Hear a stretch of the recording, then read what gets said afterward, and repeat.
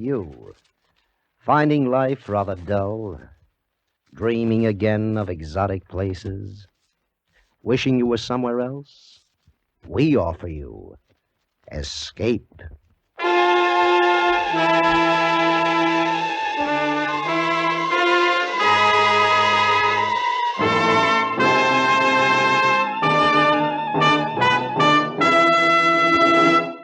Escape with us now to the Old West and the unusual story of a merciless professional killer, as Ernest Haycox tells it in Wild Jack Rhett.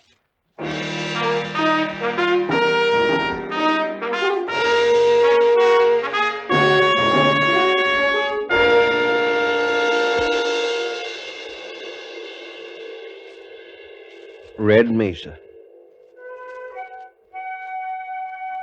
A little town springing out of the hot, dry prairie beside the Chisholm Trail. A saloon, a hotel, 2 general stores, and a tiny church where the decent citizenry might pray for salvation while a wilder element, trail driver and teamster and buffalo hunter, restlessly searched out friend and enemy along the dusty main street.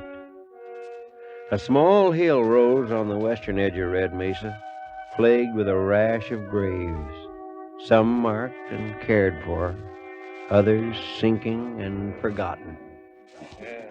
Man that is born of woman has but a short time to live and is full of misery.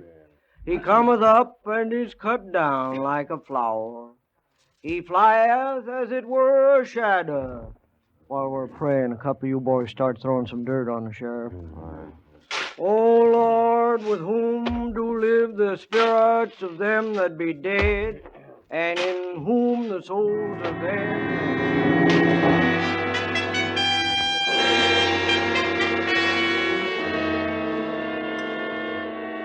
And that same evening, a committee of the leading citizens of Red Mesa gathered together at Mayor Wayne's home to decide upon a new sheriff. All right, gentlemen, sit down and let's get this settled. Gentlemen, to make this town a decent place for our women folk and children, we've got to have a sheriff Todd Mallon and his kind can't kill.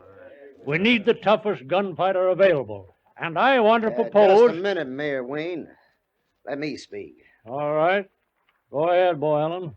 I don't think we should get all upset just because we lost another sheriff. Jim Speed worked out fine for Red Mesa. All we need is another sheriff just about like him. I expected that, Beau-Helen. All you look out for is to keep that saloon of yours full of anybody who'll buy whiskey and gamble. I still propose we reform this town by sending for a man some of you may have heard of. Jack Rhett. Gentlemen, I do want my saloon full. And full of the only men who'll bring any money at all into Red Mesa. Cowpunchers coming up the Chisholm Trail with Texas cattle. Thirsty men on the prod from a long drive. But you give them Jack Rhett instead of a little fun, and this town will go broke. We'll chance that, Beau-Helen. We'll chance that. What about Matt Tavener? What's he got to say? I've nothing to say, gentlemen. As U.S. Deputy Marshal for the district, my job is strictly outside Red Mesa. You run your town any way you like. I'll handle the surrounding territory. Know anything about Jack Rhett, Tavener? Just by reputation. Professional town tamer. And I've heard he's the most cold-blooded killer ever drew a gun. Travener's right. We can't afford a man like that here. Let's put it to a vote, gentlemen. All in favor of sending for Jack Rhett, raise their right hand. 5-1. The matter is settled, gentlemen. Good night. Yeah, good night. All right, Wayne. You'll wait and see Mary, Tavener? If you don't mind, Mayor. Of course. Sit down. She'll be out in a minute. Well, Beau-Helen was pretty mad. But after Jack Rhett is here for a while, at least there'll be less gunfighting. Be less anyway if Todd Mellon were out of the way. He sets a bad example. He's a hard man to catch. Well, you've done all you can, Tavener. There's just too much territory around here for Mellon and his gang to lose themselves in. He'll have to be taken by a town officer, and I think Rhett is the man to do it, if Mellon comes to town again. He'll come, Mayor. The word gets out that Rhett is sheriff here, Mellon will have to face him or lose his reputation with his own men. A Oh. Good evening, Father. Hello, Matt. Good evening. Hello, darling. Well, Matt Tavener, aren't you going to kiss me? Of course, sure. Here. Mary. What a shameless wench you are. Oh, Father, you're old-fashioned. After all, we're engaged. Your mother, God rest her soul, didn't behave like that when we were engaged. The war changed things, Father. I know, but not for the better. Well, I'm off to bed. Don't stay up too late now. Good night. Good night, Father.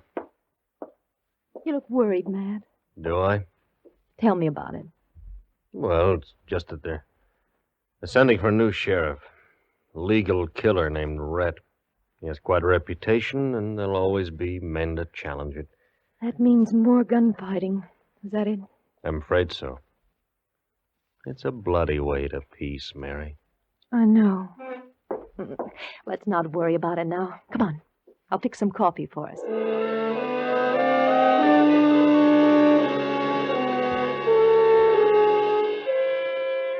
3 weeks later, Wild Jack Rhett rode into Red Mesa. He was 38 and at the peak of his reputation. He stood well over 6 feet, better than 200 pounds of plain sinew. Tawny blonde hair grew long in the frontier style, and his features, fair and tinted like a girl's, were boldly aquiline. He was a picturesque man, till one looked at his eyes, which were large and pale blue, and had the disconcerting trick of remaining too steadily on people. There was to be seen in him the suggestion of inhumanity. He sent word to the committee that he'd meet him at the mayor's office that evening. It's 8 o'clock now. Where is he? He's in town, and that's bad enough. Be a sport, Beau-Helen. We took a fair vote on Rhett. Here he comes now.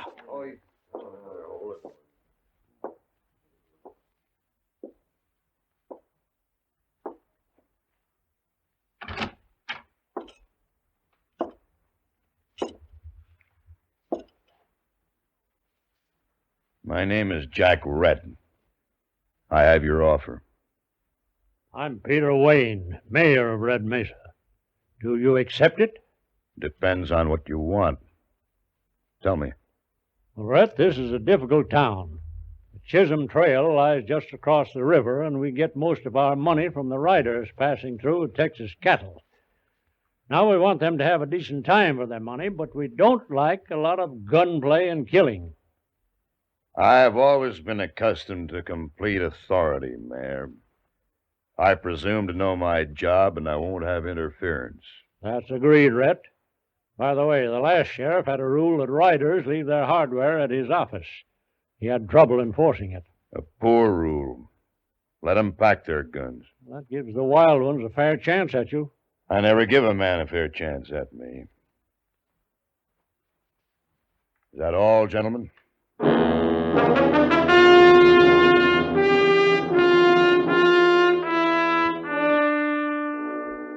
Beau-Helen's saloon was the usual deadfall, with a huge bar along one side of the room and gaming tables toward the rear. Next morning, Beau-Helen stood tapping the mahogany of the bar with his fingertips, staring thoughtfully at nothing. Good morning, Beau-Helen. It's noon, Samus. Huh? Oh, sure. Draw me a beer, Mike. Where's the new sheriff, Beau-Helen? Over there at the corner table.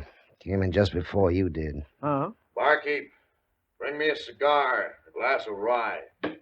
Yeah. Now he's going to clean and reload his 6 guns, one at a time. By golly, he is.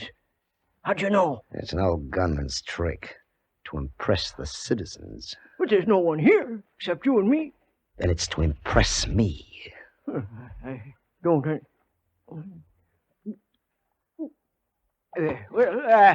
Goodbye, Beau-Helen. Mike.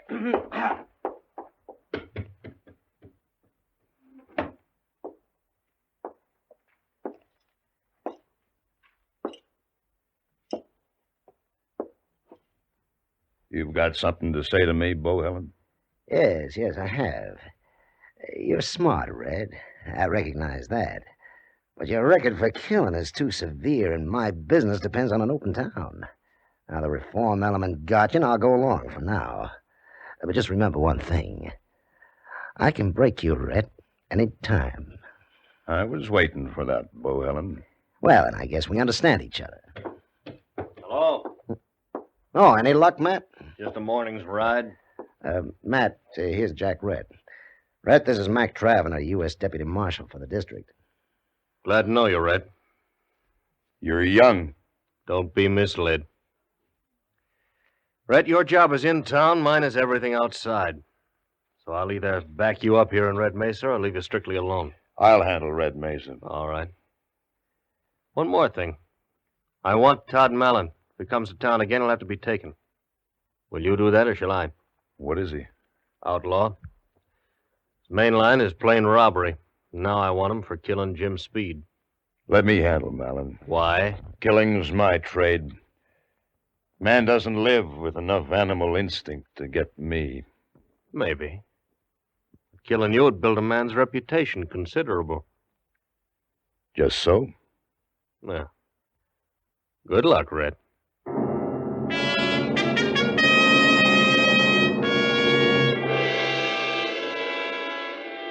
There was peace for a full week in Red Mesa.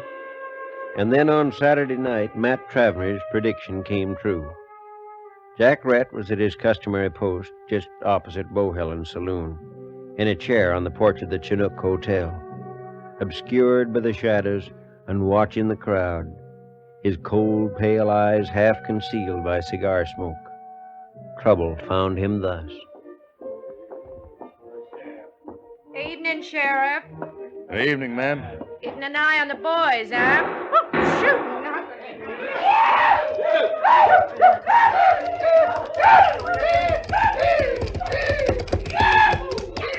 Where's the sweat that used to be in Abilene? Where's he hiding? Where's that great man, Wild Jack Rhett? Bring him out! Hello, cowboy.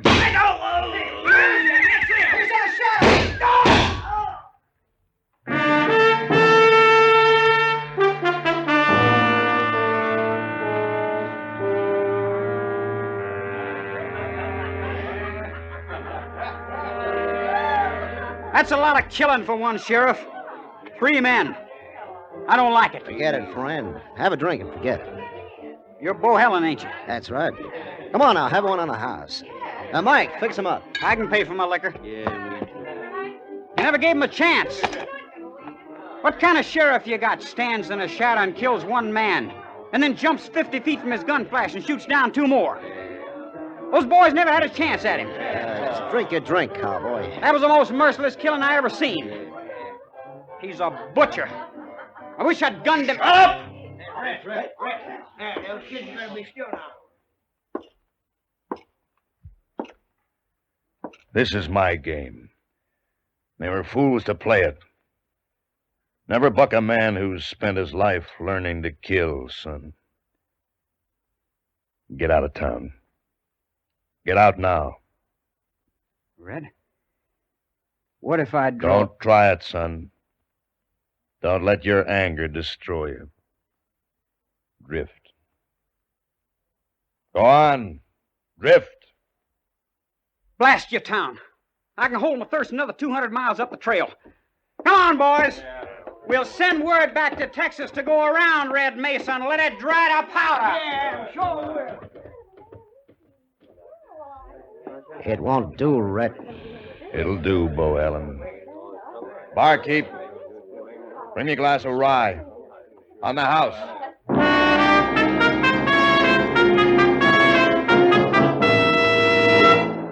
Rhett stood with his back to the bar, holding his drink and a thin black cigar carefully in one hand.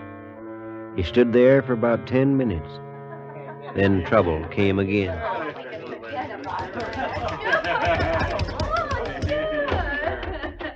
Todd Mallon, he's riding in with 4 men. Close the games. Open up the back doors. Well, Jack Rhett, now let's see you shoot down Todd Mallon and 4 men from the shadows. Good night, Beau-Helen.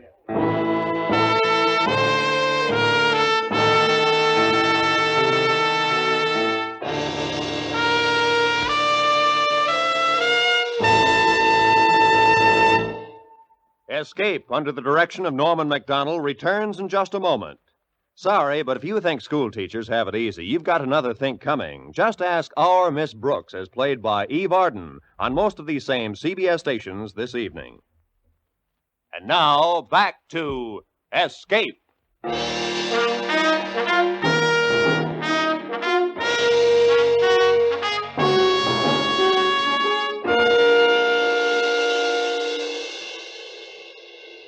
When word came to Beau-Helen's saloon that Todd Mallon was riding into Red Mesa with 4 men, Jack Rhett simply walked out, crossed the street to his office, sat down and waited. 20 minutes later, Todd Mallon had arrived and departed. Not a shot fired. Then Jack Rhett went quietly to bed. But early Sunday morning, he was back in his office. Come in. Morning, Rhett. Well, Tavener? There's talk, Rhett. I expect that. Now, Rhett, you told me you'd handle Mallon if he came to town. Yes, Tavener. Well, they say Mallon rode into town last night with 4 men, rode right up to this office, got down, came inside. That you and he stood here with this desk between you talking. And that a few minutes later, Mallon left and rode out of town. I play the game my own way, Tavener. And I don't want interference from anybody. People are saying maybe you and Mallon made a deal of some kind. Well, now, somebody's breaking the Sabbath. Know who it could be, Tavener? No, I don't. It's a rifle. Sounds like one of those 7-shot Spencers. Well, then it's old Hack Crow. Who's he? An old trapper. Comes to town every few months, sells his furs, gets drunk, goes a little crazy. Jim Speed always laid him away in jail to sober. Yeah, I'll take a look. You better stop him, Rhett. He's only got 2 shots left. That'll satisfy him. I doubt if he'll reload. And if he notices us and decides to shoot? Then I'll have to kill him.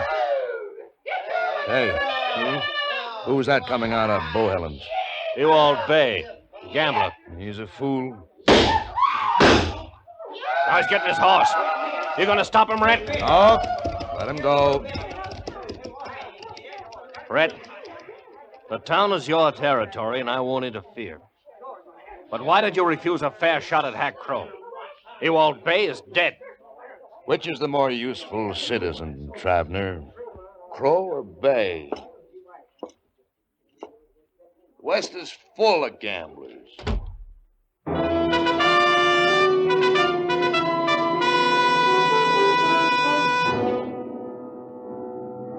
There was considerable talk that day in Red Mesa over Jack Rhett's aloof and cruel calm in condoning a shooting that had occurred under his very eyes and within reach of his formidable guns. Then, mid-afternoon, a rider came up from the prairie and reported finding old Hack Crow dead in a coulee, dry gulched and robbed. Mayor Wayne heard about it and went to Beau-Helen's saloon to hear more. Well, good evening, Mayor. Hello, Beau-Helen. Shot of brandy. And what do you think of your great Jack Rhett now, Mayor? It looks bad. Now, look, Mayor. Everyone knew Hack Crow carried his profits in his pocket. Always did that. So Rhett allowed him to leave, and Todd Mallon and his men were waiting for him in the coulee. It's as simple as that. We have no proof of that, Beau-Helen. No? And why didn't Rhett take Mallon when he rode in here last night? Because they made a business arrangement, that's why. Well, it doesn't look good, but shh. There's Rhett now. Barkeep, glass of rye. I don't want to talk to him yet. I'm leaving. Good night, Beau-Helen. Good night, Mayor. Mike, give me that rye. I'll take it over to the sheriff myself. That sheriff's a funny man.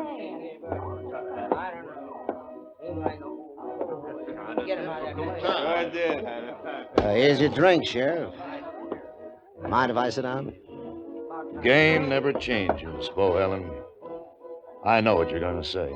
I warned you I could break you, Rhett. It's an old story to me. Every town's got one insider who plays along with the outlaws. And I knew you to be that one here when I first saw you. Running a saloon, you'd know when a cattle buyer was riding out of town carrying a specie, when the overland stage was loaded with gold.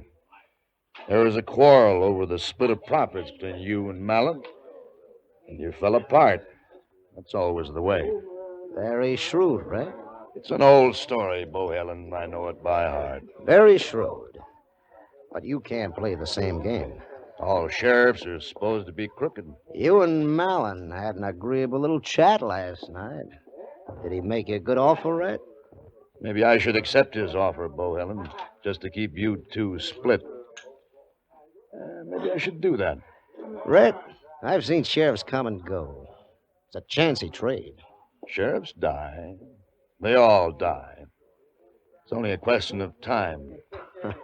You're a hard one, Jack Rhett. You might make your peace with Mallon. It'd have to be that way, otherwise you'll have little chance of getting rid of me, Beau-Helen. It may be that way. I wouldn't be surprised. I always expect the worst of men, and am seldom disappointed.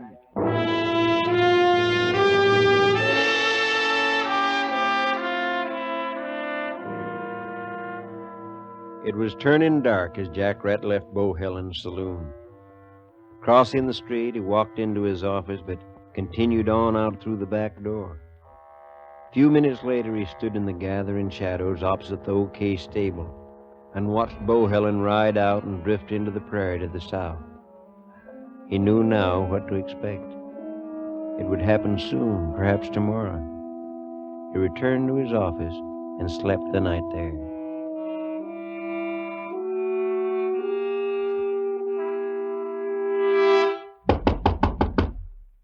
Come in. Well. Morning. Rhett, I want you to meet Mary Wayne. Miss Wayne, very proud. I wanted to know you. To meet him, Mary, not to know him. Rhett lives in a closed world. See that? I have no friends. We're to be married on Thursday, Mr. Rhett. I should like you to be there. I'd be most happy. Thank you. Now, Mary, would you wait outside? I got some business to discuss with the sheriff. Of course, Matt. But don't be long. Goodbye, Mr. Rhett. Bye, Miss Wayne. Rhett, this afternoon I'm leaving to find Todd Mallon. You had your chance, but you let him go. Wait, Tavener. Wait. I've tried patience, Rhett, and I'm a poor hand at it. Tavener, you have a fine girl. If it's not presuming, let me congratulate you, compliment her. Thank you. Was that all? I'll take care of Mallon. Give me a little time. It's my job. Rhett, I want to believe you. No man wearing a star should believe anybody. It's a weakness. Haven't I told you? Blessed if I quite understand you, Rhett. And understand this. Every man has his time. When it comes, he knows it.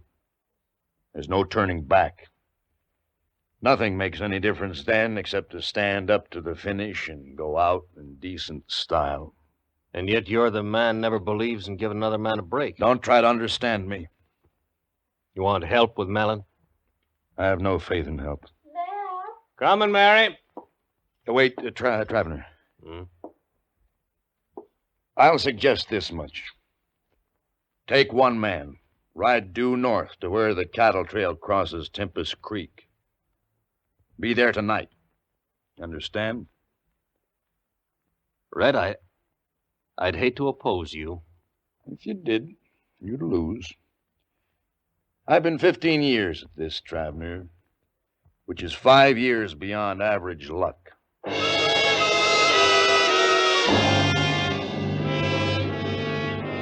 That evening, Jack Rhett took up his post on the porch of the Chinook Hotel, dressed in his best, a hard white shirt, a blood-red Windsor tie, and a suit of black broadcloth swelling around the big, uncompromising shoulders. He sat there calm behind the smoke of his cigar, waiting. Full moon tonight, Sheriff. That's right. No offense, mind you.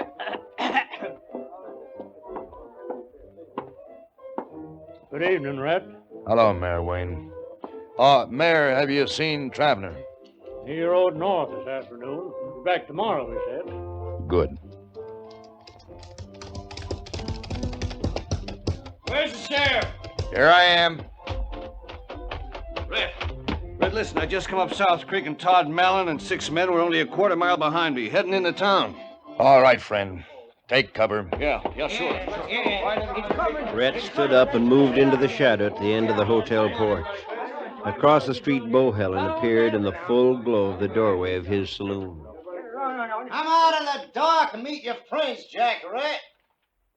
What are you afraid of? It's only Mallon riding in to see you. Thieves fall out, but the urge for profits brings them together again. You should have known it, Rhett. Nothing surprises me. Well, there you are, Rhett. Surprised to find you exposing your great reputation out there in the middle of the street. Every man has his time. You want to try it, Beau-Helen? Or will you wait for help? I'll wait. The arriving horses came up into the moonlit street and halted at the corner of the saloon. Beau-Helen's hand lifted toward the group, and at that order the horsemen spread out until they were flank to flank all across the street. Todd Mallon advanced from the line and stopped, square and alert above the saddle. Jack Rhett stood alone in the middle of the street, his eyes flashing a hard fury. Then he dropped his cigar and ground it beneath the boot. It was a final gesture. How are you, Mallon? Goodbye, gentlemen.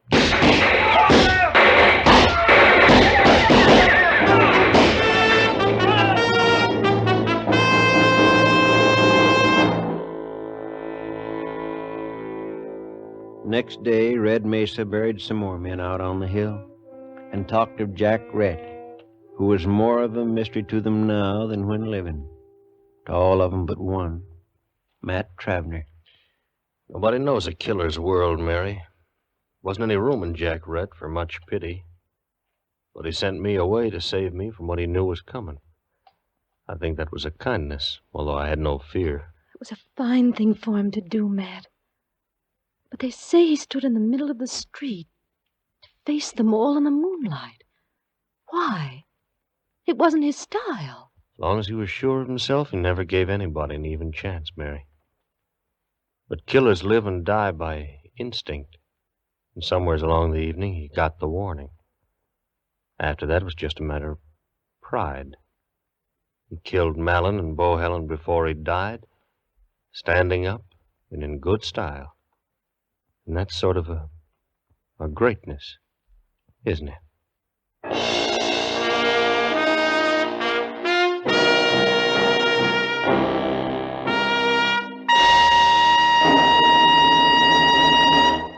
Under the direction of Norman MacDonald, Escape has brought you Wild Jack Rhett by Ernest Haycox, especially adapted for radio by John Meston. Jack Rhett was played by John Dehner, with Larry Dobkin as Matt and Lou Krugman as Beau-Helen. Parley Baer was the narrator. Featured in the cast were Junius Matthews, Russell Simpson, Gene Bates, Paul Dubov, and Sam Edwards. The special music for Escape was composed and conducted by Ivan Ditmars. Next week, we escape with the story of two small boys who discover the most fabulous Christmas ever dreamed of, as Anthony Ellis tells it in his delightful tale, The Cave.